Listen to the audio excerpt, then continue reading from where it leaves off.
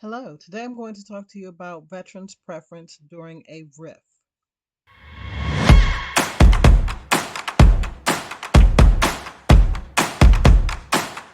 We are going to begin our research on opm.gov.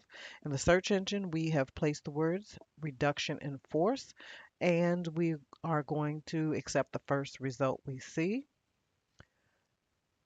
The information here lets us know that there are four factors that are used to determine which employees will be released during a RIF, and they are tenure of employment, veterans preference, length of service, and performance ratings.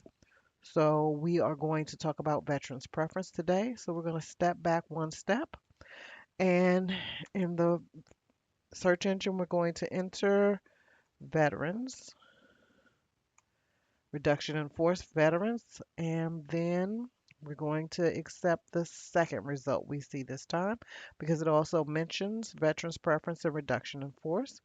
So let's expand this result and see what information is provided to us. And it begins by telling us that veterans preference is somewhat complex and that this preference eligibility can be based on dates of active duty service, receipt of a campaign badge, Purple Heart, or service connected disability. And it tells us, please know that not all active duty service qualifies for veterans preference. When we scroll down a little bit, it lets us know that if you do have veterans preference, that is documented on your standard form or SF50, and it lets you know that you can verify whether your veterans preference, which should be noted in block 23 of the standard form 50, has been recorded. Also tells us right here, there's this big note here that veterans preference is adjudicated at the time of appointment. So when you're hired with the federal government, you should know if you have veterans preference at the time of your hiring. But this information up above tells us that that can change. And if it does change, then you should speak to your personnel or human resources office to update your record to reflect your change in veterans preference. Now, during a RIF, we scroll here, it lets us know that because you have veterans preference does not mean that you have veterans preference during a RIF too, but you may.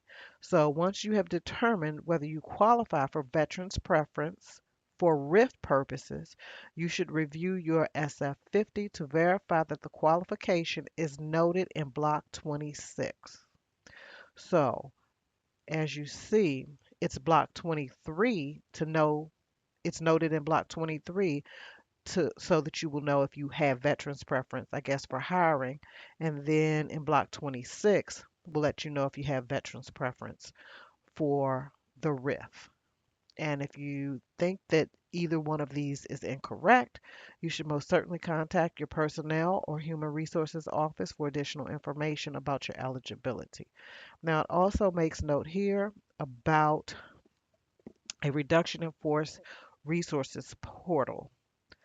I cannot seem to find this portal.